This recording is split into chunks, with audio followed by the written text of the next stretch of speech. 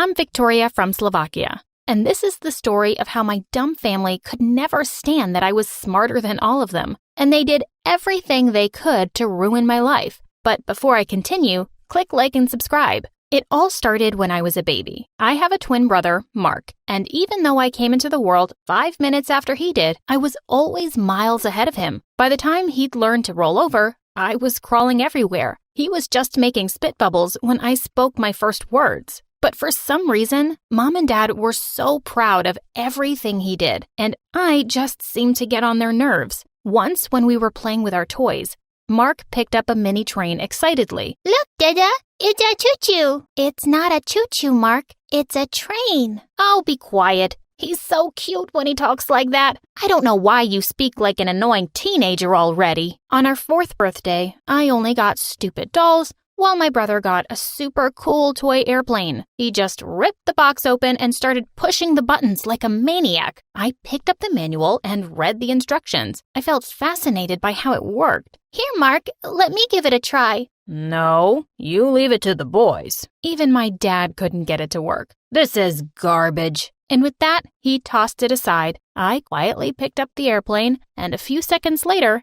everyone looked up in shock as it zoomed over their heads. Mark started to cry, and Dad snatched the remote control from me and told me to teach my bratty brother. But after I did, he would never let me have a turn. I would just sneak into his room at night and take it whenever I wanted. Once when we were in the 4th grade, my brother and I were playing Scrabble and my parents joined in. What I thought would be a fun family game night turned out to be a nightmare. I get 54 points for Sphinx. That's not even a word. You're just making stuff up. No, I'm not. It's an imaginary creature. So it's not real. Ha! I knew it. Cheater. Just because you don't know something doesn't mean it's not true. Suddenly, Dad lost his temper and knocked the board off of the table. You think you're smarter than all of us, huh? I never said that, but maybe I read more books than you guys. So that's the problem. Well, here's an easy solution. No more books for you. To my horror, he marched straight up to my room, took away all my books, and put them in his safe.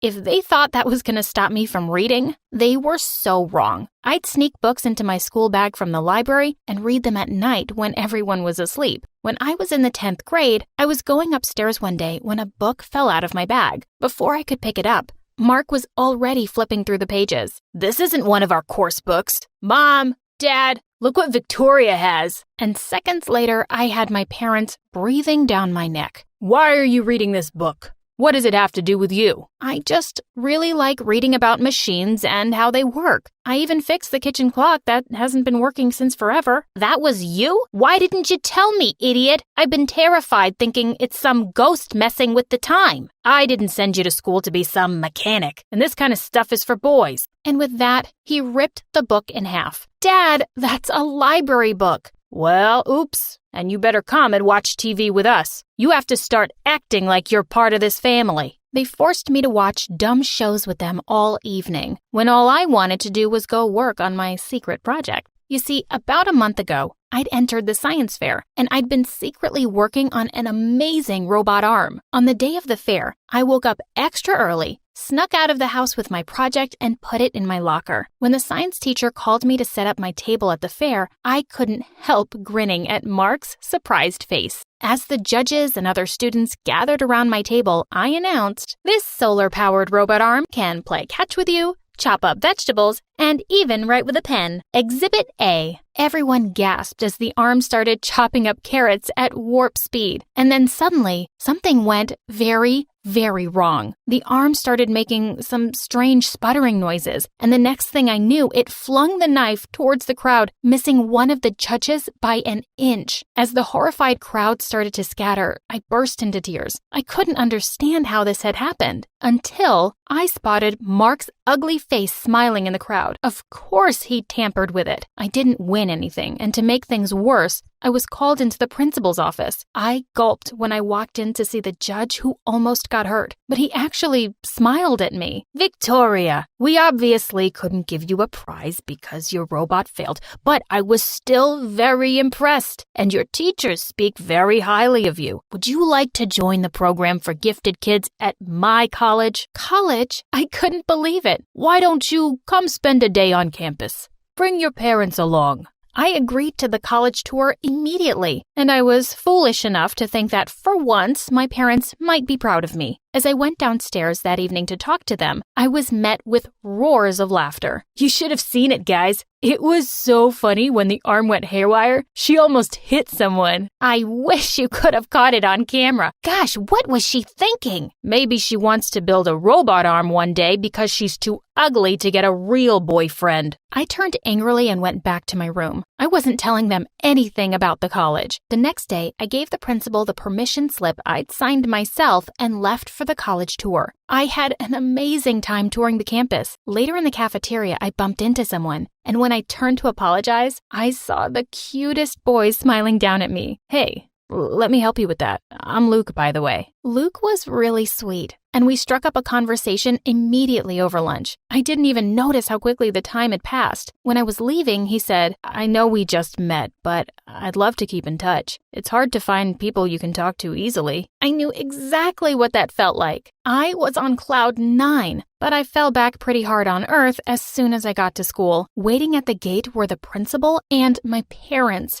and they looked livid. You forged my signature? Dad, let me explain. Where were you all day? I've been offered a full scholarship at an amazing college. College? What kind of college would want a stupid schoolgirl? Sir, your daughter is very smart, and you can visit the college. I'll be doing nothing of the sort. That's because she's not going. And I want you to stop telling her she's better than the rest of us, or I'll sue you. As furious as I was, I knew there was no point in arguing with these guys. I would just have to wait a couple of years to get out of here. They couldn't take everything away from me, I thought. I called up Luke and we started seeing each other. As we grew closer, I opened up to him about my crazy family and how my achievements bother them. That's really unfair. You have a college scholarship waiting for you. Don't let their insecurities hold you back, Vic. His words made me realize that I didn't need to feel bad for being smart or having big dreams. Luke helped me set up a tutoring gig on the side, and I started making money. A couple of months later, he asked me to move out and come live with him, and I said yes. We decided to break the news to them together. To my surprise,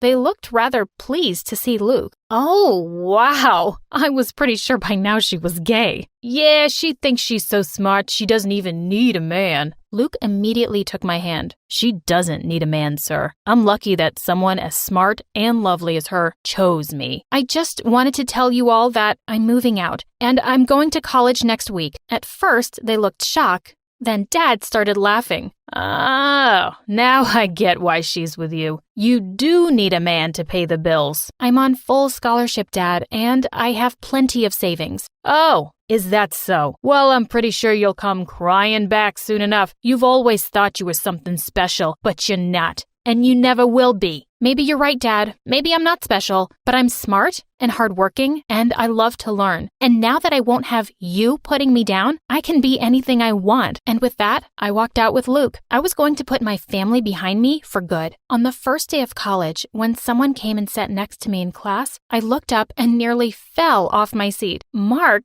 what are you doing here? Oh, I go to this college now. Dad pulled some strings to get me in here. He says that if you're smart enough to go to college, so am I. Just seeing Mark every day was ruining my college experience, but I knew I didn't have to worry about it for too long. He was nowhere near smart enough to keep up with college studies, and after flunking for 2 semesters straight, he finally left. I graduated college with honors, and on the same day, Luke proposed to me. I called Mom a few days later to invite my family to the wedding. Oh, did you say the date is May 15th? Oh, sorry, no, we can't make it. Marky is getting married on the same day. What? To whom? Oh, I don't know yet, but we'll be very busy. So good luck with your wedding. I couldn't believe she just decided to have Mark's wedding on the same day as mine. The moment I told her the news, Mom is horrible. My wedding day was the happiest day of my life, and it was probably because my family wasn't there. A week later, I had a job interview at my dream company, and I was really nervous. As I paced the hallway, I was shocked to see Dad come out of the office. What are you doing here? Same as you.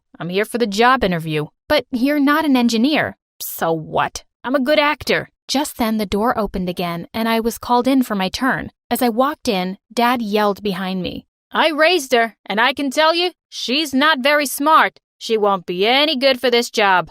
Everyone in the room looked rather shocked.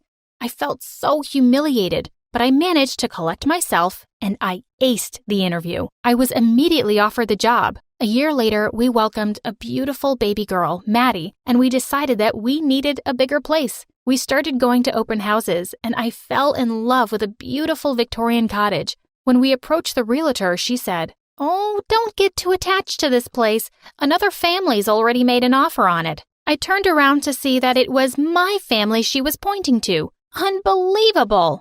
I'll match any offer they make, and I'll personally talk to the homeowner about how much it would mean for us to live here. After speaking with the owner, I made an offer. As expected, my parents went up even higher. I didn't want to get into a bidding war, and I let them have it. Luke and I walked by the house a day after they'd moved in. The minute the trio spotted us, they all came running out.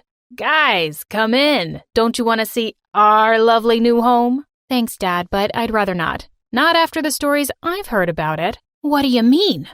"Oh, I spoke with the owner, and she told me that 10 years ago, a tenant mysteriously died in this house, and nobody stays here too long ever since because strange things keep happening. That's why she decided to finally sell it. Such an honest old lady." And with that, we walked away. My family was truly terrified of one thing. It was ghosts. Luke and I found another lovely home as far away from them as possible. And we're raising Maddie there to do anything she wants, from playing in the dirt to making dollhouses. And nothing would make me happier if she's smarter than me.